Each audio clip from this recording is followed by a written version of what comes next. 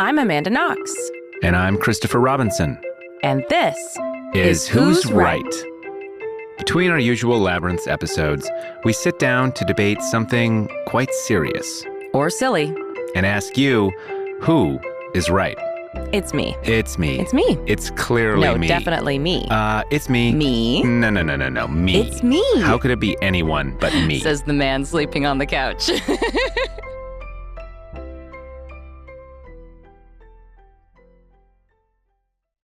Hello. It's going to be a really good episode today, I think, because next week my book comes out free, My Search for Meaning. Very exciting. Out March 25th. I hope you've pre-ordered, but if you haven't, you can just get it at link in the show notes. A bookstore or Amazon. Support your local indie bookstore. Yes. But yeah, ideally you would go to your local bookstore and say, hey. But we'll still love you if you buy it on Amazon. Yeah, I don't know. But today we're going to be talking about not so much a criticism, but a needling question that often comes Amanda's way in response to the book and other things relating to the whole sordid affair of her past. Well, I wouldn't say it's not a criticism. I don't know. Okay, so here's the question. Why don't you just let it go? Why don't you just move on? Right? Why did you write a whole other book about the worst experience? And so we're going to talk about that in particular with your story, but also this is a question for everybody, for me, for you out there listening. Like, what does it mean to let it go or to move on? And how and when does that make sense? And how and when is that a cop-out? Right. And, So I want to be generous to this question because there is a legitimate philosophical argument to be had, which is that the past doesn't exist. All that exists is the present. And why waste your time thinking about something that happened in the past, especially if it's painful, especially if it's something that cannot be resolved in any meaningful way in the present moment. So just why? Why not just go a completely different direction in your life and be free to do that? I think that's a generous way of thinking about it. To steelman the why don't you move on question, I think it usually comes from a warm place. It comes from people saying, okay, I'm steelmanning here, remember? Steelmanning. All right, so sometimes, what I will say, sometimes it comes from a warm place. From people who care about your mental health and think, oh, I see you dwelling on this. Right. And I don't want you to suffer, and it seems like you're stuck in this bad thing that happened to you, and I think you should just let it go, Yes. And then the less generous, and I think occasionally this will happen, is it comes to me as a sort of ugh, get over yourself. I am so over your trauma. Why aren't you over your trauma yet? I'm tired of hearing about it. Why don't you just shut up and move on with your life? That's the other form of that question. Do you want also because implicitly there's also this sense of you're not a real victim, right? There is a real victim in this sordid story that you're a part of, and it is not the girl who survived her trip abroad. It is the girl who didn't survive. So, granted, that is fair. Of the two of us, I am the lucky one. But I do not think that it's very generous when people sort of suggest that when they ask that question, they're asking it in a sort of dismissive way of aren't you over your trauma yet? And I think that just to address let's attack that straw man. We'll attack the straw man first before we attack the steel man. So the straw man version is you're just being mean and no one gets to determine when you are over your trauma or not. And in fact, reality of trauma and grief is that you carry it with you for the rest of your life. If you have a defining traumatic moment of your life, it will impact you because it impacts the lens through which you see and experience reality is through. Have you seen that drawing of how you process grief? And it's this circle with a smaller circle inside that's, this is you. And then the smaller circle is the grief.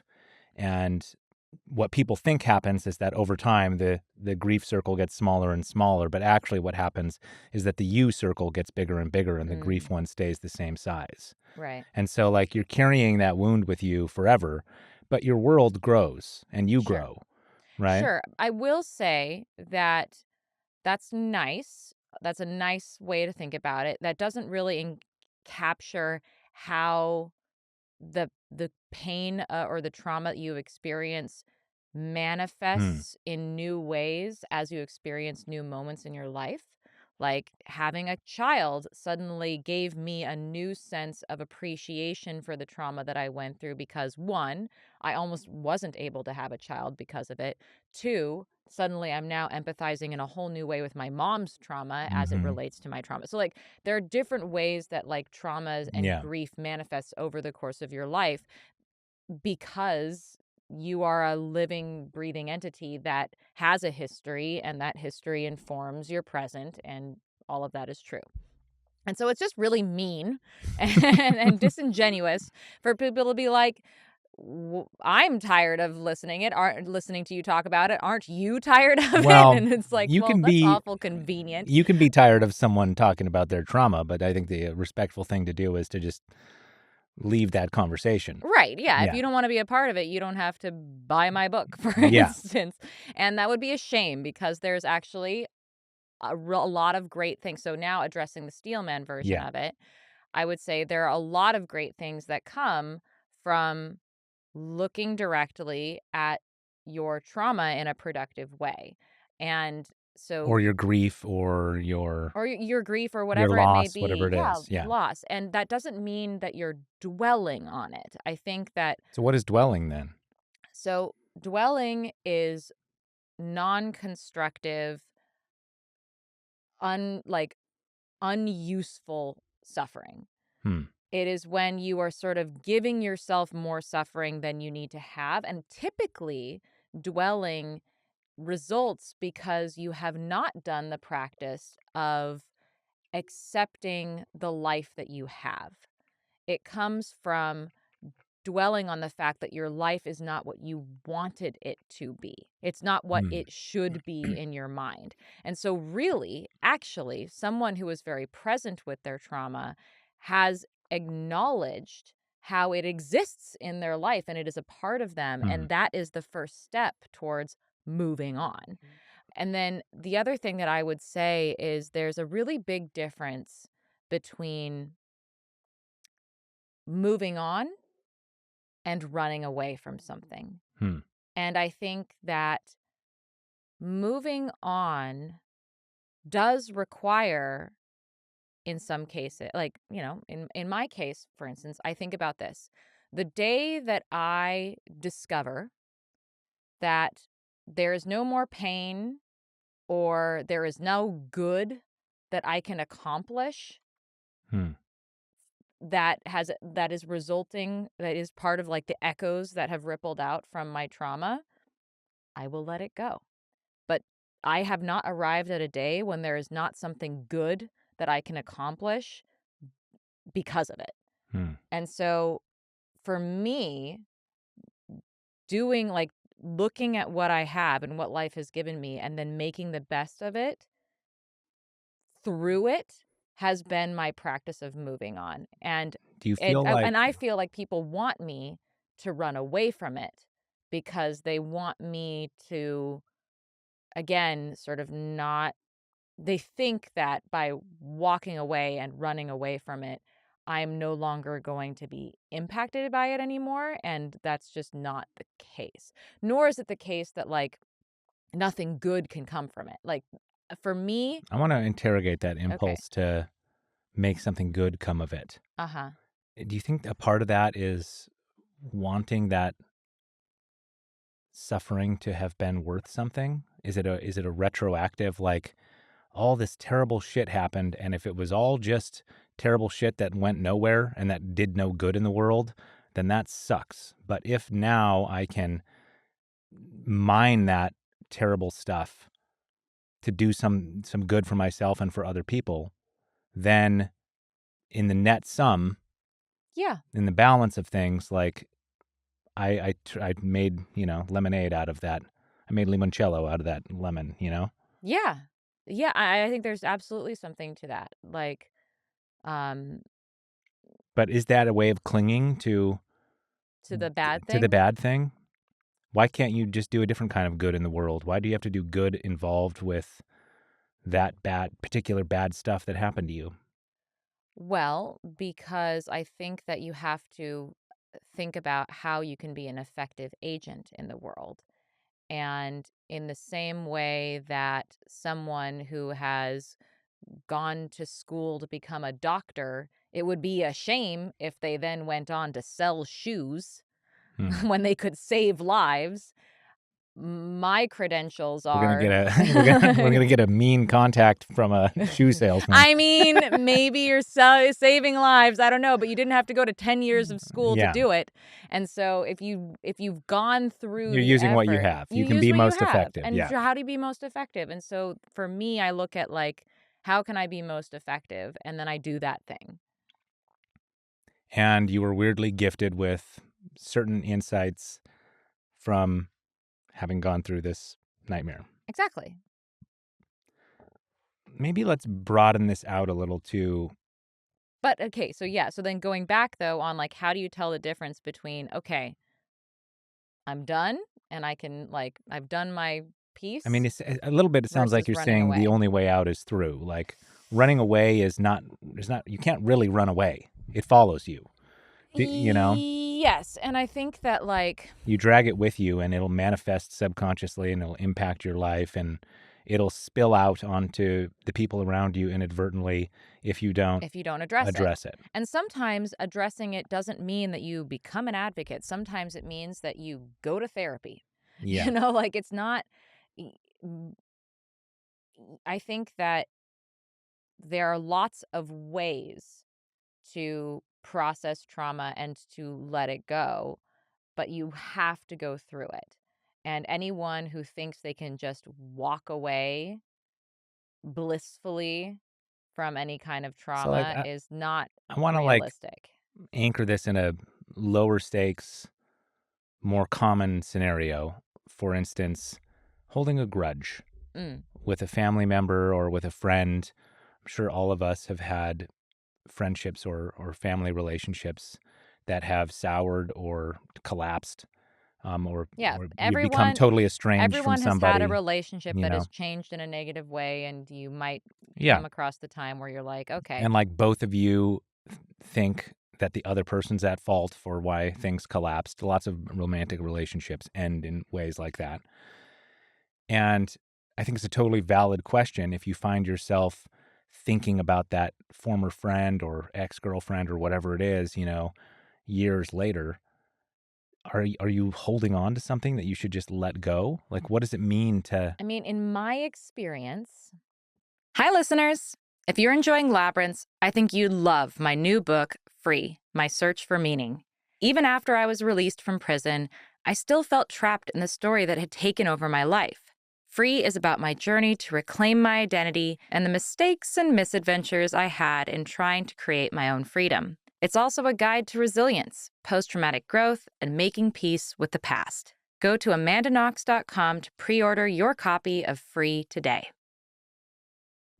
If you find yourself dwelling Mhm. on this friendship or this relationship, it's not the actual friendship or relationship that you're dwelling on. It's your idealistic idea of that relationship that you're dwelling Mm. on. And so you are not doing that first step, which is accepting the relationship for Yeah. what it You're is. hanging on to a relationship that doesn't exist anymore Exactly. And so as soon as or that you, maybe never existed. right. Yeah. But like also relationships change and like people change. And so, it could be that you had a really solid, honest, authentic relationship with Mhm. somebody, and then they changed, and then the relationship changed as a result. And then you go, oh no, this thing that I had no longer exists.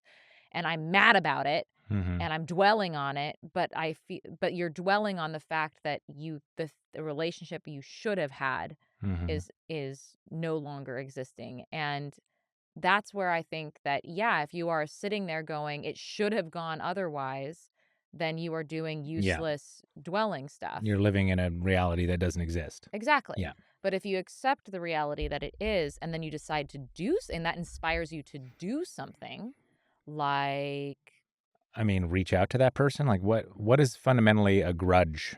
Like, if you hold a grudge against somebody, what are you doing? Like, I'm angry with this person and I'm not going to forgive them. Is that what a grudge is? well, my understanding of a grudge is that someone has done something, you have a grievance against Mm-hmm. someone, and you feel like that grievance has not been addressed or addressed sufficiently by the person. Mm-hmm. And so you're sitting there waiting for some external input that will validate your Yeah. feelings of hurt and bereavement, whatever it is. Um, but like the grudge part of it is almost as if there's nothing really the person could do to make up for the fact that they did something. I think it's more like there's nothing they will do. Mhm. Like you know what you want them to do, what they could do. They could grovel and ask forgiveness and blah blah blah, and maybe you would accept that, right? But they don't see things the way you see things, and they're not going to do that. And if you're It's the sitting there saying, "Well, he owes me an apology," mhm. and he's just never going to give you that apology, then you can dwell on the fact that it's like living in that world that doesn't But exist, so here right? again, so yes, so what I'm thinking though is that a grudge only exists when you are again thinking that the person should be a way that they aren't. They should be apologizing to me, or they Hmm. should be, feeling shame for what they And if did to you me. And if they're accept, not, then they're not. And so like I feel like if as soon as you accept reality the way it is and people the way they are, that just allows you to make the decisions that are good for you. Like you can say, "Oh, I'm not going to hold on to any expectation that that person act in a hmm way that I know that they're not going to act." And then you know what? If they do actually come back and do hmm the thing, then you can be pleasantly surprised instead of constantly negatively reinforced with how unvalidated you are. So, in that way, I think holding a grudge is unuseful. A great example, I had to sit in a jail cell that I could not open for 4 years. Now, was I going to be mad that I couldn't open the door for 4 years? yeah, I don't know that you can even maintain anger that long. No, like, Yeah. if you're really honest, you either do hold on to that anger and you go utterly insane, hmm or you accept that door as a door that you cannot open, and then you find a way to work around that reality. That's it. So, I don't know. I So don't it sounds think. like your main argument here is that letting it go is basically equivalent to accepting reality as it is. Yeah, And when people say, "Why don't you let it go?" your answer I'm like, is, "Well, I am." I am accepting reality as it is, and then Yeah. I'm just doing the thing that I think But is what that looks best. like for me is continuing to engage with this thing. Right. But But from isn't a place of, like, empowered instead yeah, of, like, feeling like I'm a prey animal or that I'm constantly being re-victimized. but isn't there another version of this that's like, "Okay, I'm going to accept my reality as it is, and then also I don't need to interact with that thing anymore. I can just let it go. I can just let it not be a part of my life." Like, why does it still have to be a part of your life? Doesn't have to be Why do you anything choose to let it be a part of your life? because, again, I have not reached that day where there's not an opportunity in it that I like, when I come to a day where I do not see an opportunity to do something good and meaningful to myself or to other people hmm through it. Even though it's painful, because Yes, well, it's I'm still a painful. Like every time you draw on that well, I see you suffer. so suffering is not the same thing as Okay, pain. I see you in pain. Okay, yes, being in pain is a reality of existence. Suffering is not. So and this is a very important distinction for me, but I think just Mhm. in general philosophically, is pain is just It's a thing. inevitable. It's an Yeah. inevitable part of existence. Suffering is the pain of having pain. And It only comes from an refusing to expectation, accept that yeah, you that you won't have have pain. pain. Yeah. Yeah, And or so, expecting you won't have pain. yeah, I'm very comfortable with pain. In fact, I almost seek it out because I am so comfortable with pain. And if anything, I almost get like a little nervous when I'm not feeling pain Mm, because I'm afraid that something as painful is going to blindside me. mm, So I almost like always am driving towards the pain so that I don't get blindsided by it. And that is my deep trauma response because I have not I have suffered very, very much by being blindsided by pain, by not preparing myself, like not mm, bracing myself for the pain that I know is coming. You know, coming home and discovering that my friend had been murdered. That came out completely out of the blue and caused me a lot of pain that was like so shocking I didn't even know how to process it in the immediacy. mhm, And then the pain of being arrested for a crime I didn't commit and the pain of being convicted even though I was innocent. Like all of those pains blindsided me and were so devastatingly mm. painful that I have now come to the point where like I do not trust existing in the world unless I'm like going towards the things that scare me and the things that I know Hmm. cause pain. So that's a, a s- a fun psychological fact for all of you. Probably should go to therapy for that or go to sesshin. Actually, I should go to sesshin, which for anyone who knows Mm. is a 7-day silent meditation, which I still have yet Yeah. to do because we have 2 young children who Mm. can't bear to be without me for very long. So, I still want to give a more fair hearing to the why don't you move on point of view, because I've heard that question even from some friends of ours who see you going through pain, yeah. right? And in when you engage with all of this, and I think maybe what I would ask you Well, is, they don't see what the value of the pain is. I hear you, but this will suss it out a little bit. Okay. You win the Mega Millions lottery tomorrow or whatever, right? Uh-huh. You're independently wealthy now. Uh-huh. You don't have to do anything you don't want to do. Uh-huh. Are you doing the same stuff? What do you stop doing? What do you keep doing? What do I stop doing? You don't need to I don't need you to don't like need money from do writing a book, you anything. know? Do you still write Free My Search for Meaning even though it's Yes. irrelevant to you whether it makes any money? Yes. Because I'm proud of it and I'm proud of what I have to say in it. And I think that it has resonance with people, And not that it just other wrongly convicted people, but just people in general. and Like that it will help people. yes. And I like that it allows me the opportunity to connect with people Hmm. because I have gone through this crazy extreme experience, but there are things about it that have resonance for everybody. And this sort of lessons I learned about how to move through life and to confront things that challenge you and to grow as a result of them are very handy Hmm. tools that I would love to see applied in this world of grievance Mhm. and bereavement and mutual victimization. Like there's a lot of pettiness that I see in the world that results from a an unwillingness to like drive towards the Hmm. things that scare you and to make connections with people and to be genuinely curious about people so that you can have compassion for them instead of just immediately judging them. So no, I feel like I have a really great message that I Hmm. can't wait to get out there and I will be on the mountaintops, like and I love being honest with people. I Hmm. love sharing myself with people. Um, you know, people have had TMI with me since I Yeah. was 20 I years mean, you old wouldn't just and be like writing kids books or, I would have loved to write kids books. Well, making now that I silly have comedies, you know? I would absolutely be making silly comedies. I just, you know what? I had actually an idea for a comedy when I was on the treadmill today. Uh-huh. So I went to the gym today and I had this great idea for a comedy thing. I mean, it's kind of a talk, kind of a comedy where the entire thing takes place with me on a treadmill. Okay. And so, like, it's just treadmill on the stage, and it starts out, just slow walking, me talking to the crowd. And it's about like endurance and like, how do Hmm. you endure through difficult things?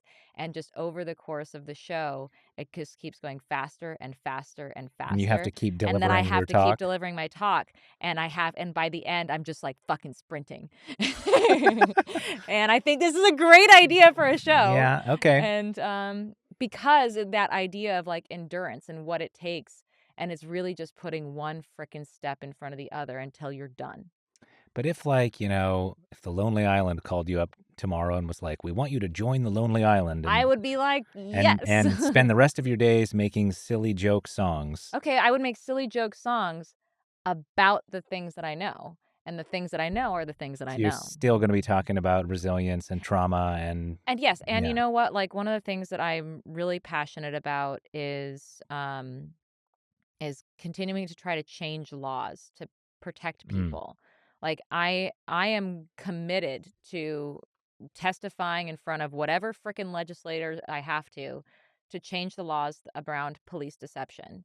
Yeah. Police should be banned from lying to people, and right now they are allowed to do it, and I will tell my story to anyone who will listen so that we can change that law. We should absolutely be recording any kind of Mhm. interaction between a police officer and not just a suspect, but anyone who is being questioned, because we know that all of the ways that people get questioned impact how Yeah. they end up testifying in court. So, like, these are common sense things that need to change in the system, and I'm not going to stop advocating for those things. Okay. So, All right. Fair enough. so It's there. I'm busy. What are you doing? Have you ever, like, quit something or moved I mean, on from something? I mean, I'm actually really good at moving on. Like, when I know that a relationship is not working anymore, I don't, like, hmm. quibble over it. I'm just like, "Hey, this is it." I'm not the kind of person who's gonna go back and forth after a Yeah. breakup. Like, it's like, "We're broken up, let's move on." I mean, Like, another thing that you brought up to me a while ago was that idea of, stoic training, mm.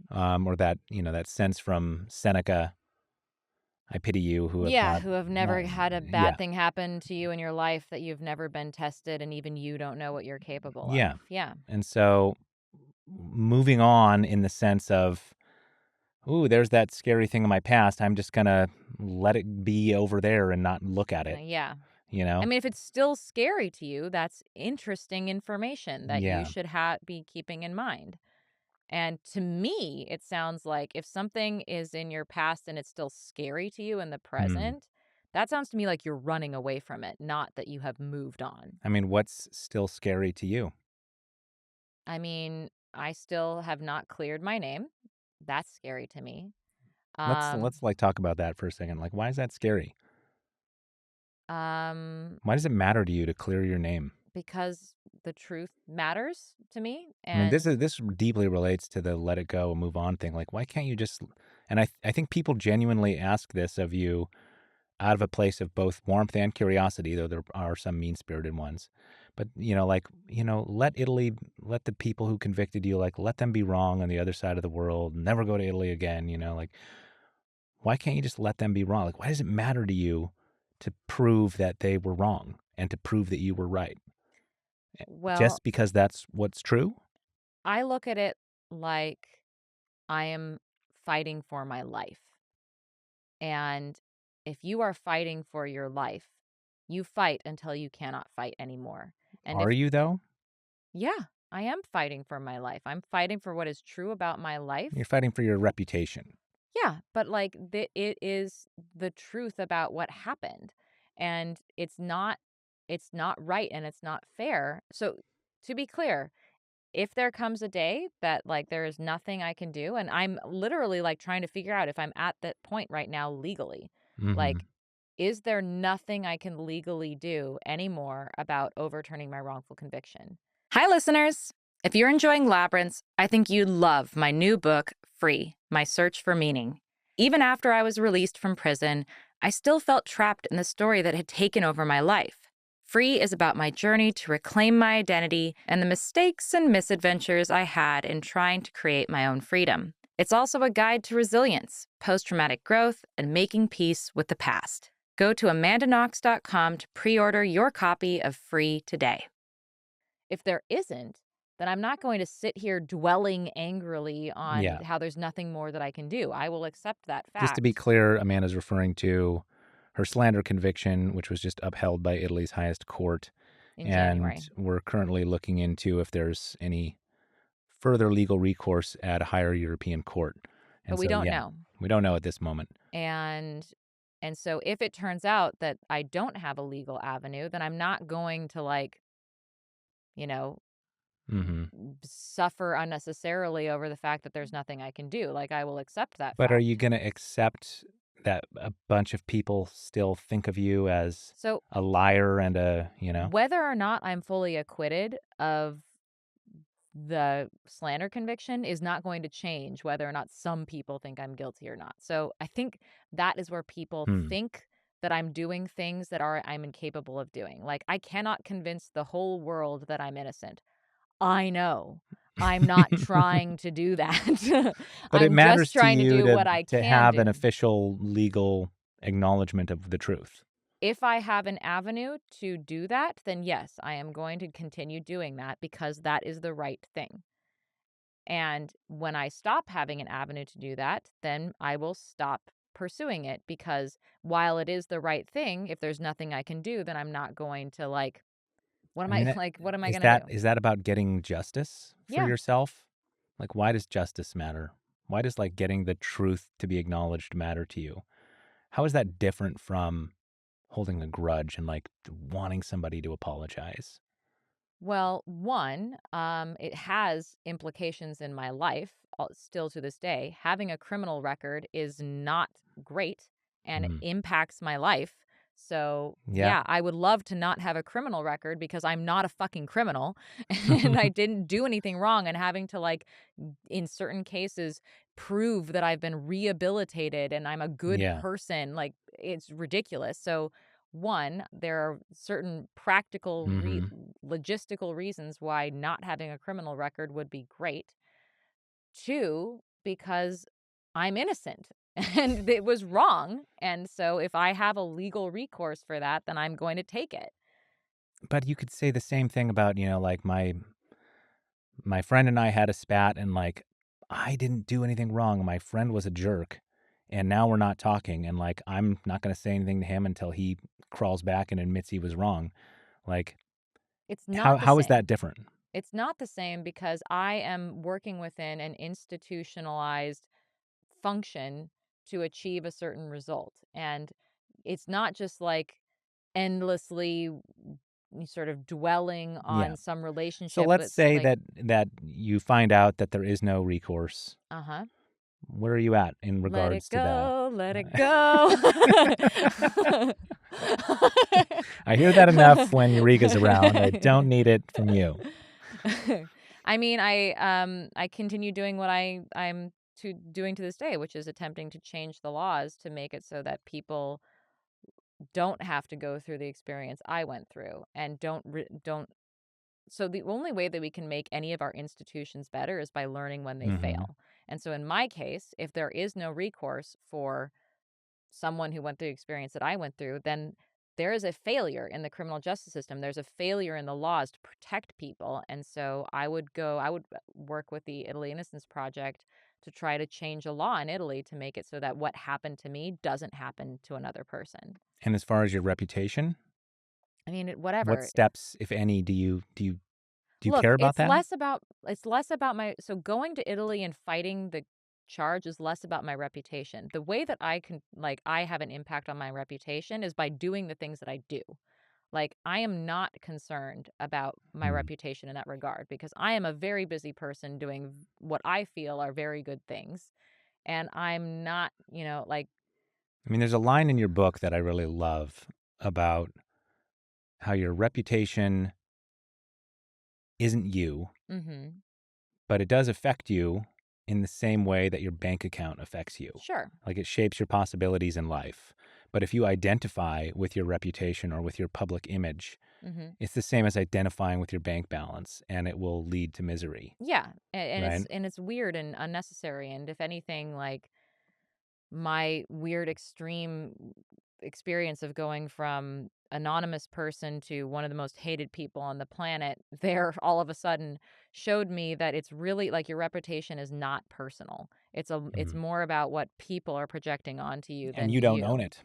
And you don't own it. Yeah, So it's like and you whatever. It can't you can try to shape it, but so can other people, and sure. yeah. And so like I'm not busily working on my reputation. I'm busily working on the things that are important to me. And if that has an impact on my reputation, great. Hmm. So I don't know. I think people see me doing things and they think it's dwelling, but they don't see the opportunity that I'm seeing in the work that I'm doing. Well, they don't see both the self-growth opportunity, the sort of stoic training, Hmm. what am I capable of, and nor do they see the good that it can do for other people, And also, I right? don't know. I feel like people get really uncomfortable when they see another person in pain Hmm. and they want them to not be in pain. A little bit because they're in pain watching them be in pain. Mhm. And they're like, "Stop being in pain," because otherwise, like, "Oh god," like, "I'm so uncomfortable with it." And it's like sometimes we're in pain.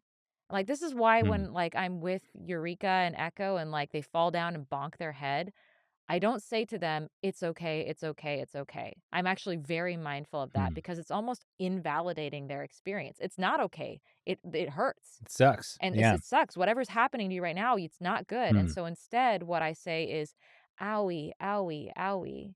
And I like acknowledge, like I'm Hmm. with them in the pain.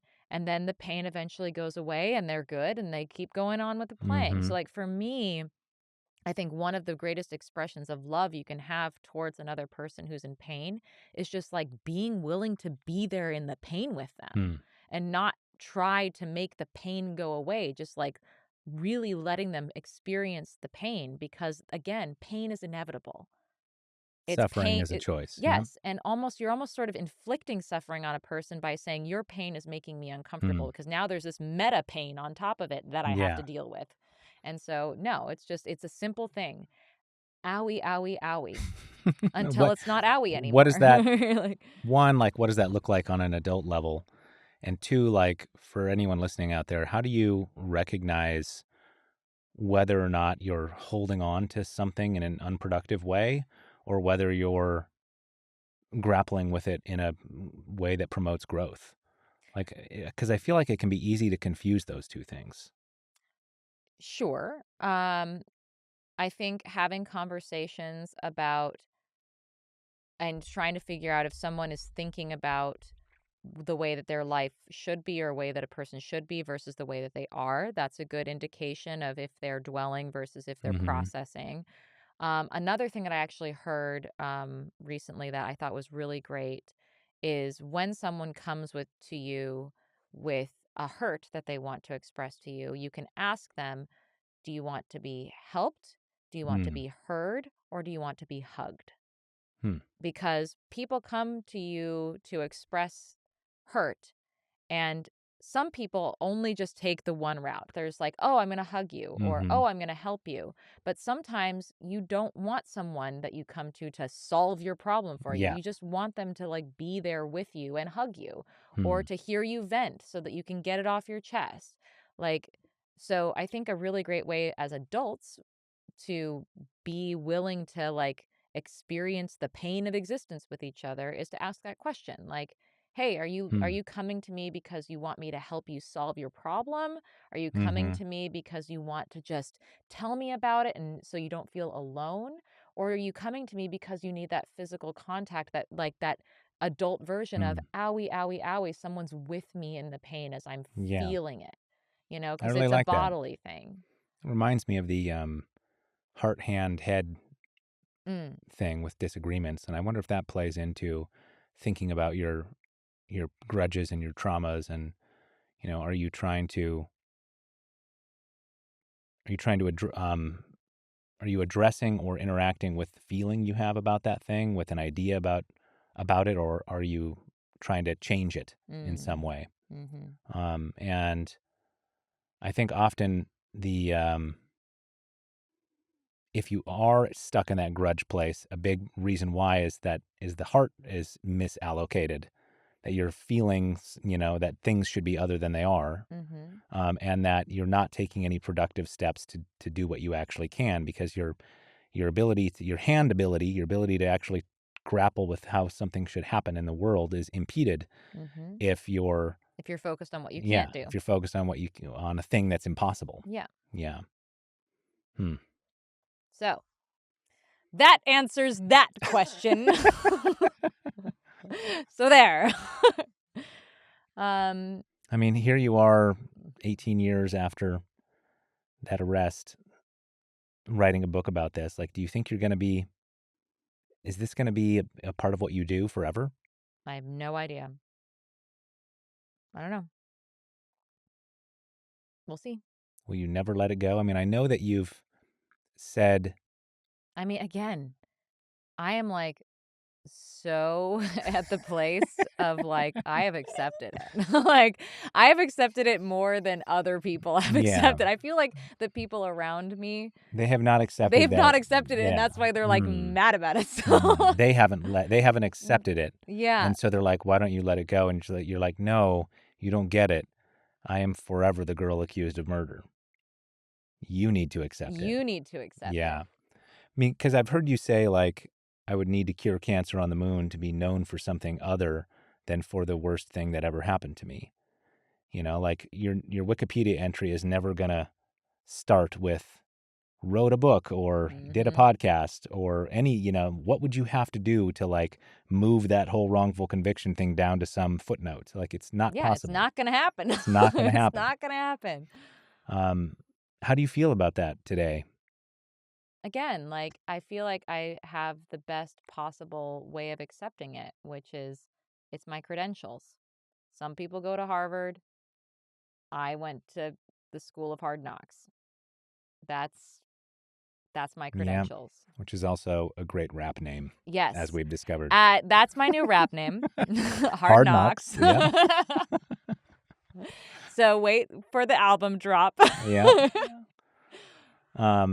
April 1st. I mean, I feel like a big part of the journey that you write about in the book is going from feeling stuck in that identity to getting to the place you're at now. Yes. And how do I do that? Yeah. Yep. So how to buy the book? Well, I was going to say, how do people do that? They buy the book.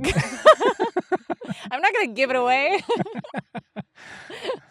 All right. Well, we're curious to know about your grudges, griefs, losses, things that you feel trapped in, stuck in, whether you've let them go, whether you've moved on, whether you find it difficult to do so.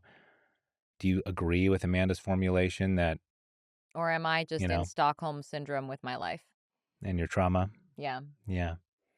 I would love... Actually, I'd be super interesting if anyone wants to psychoanalyze me after this one.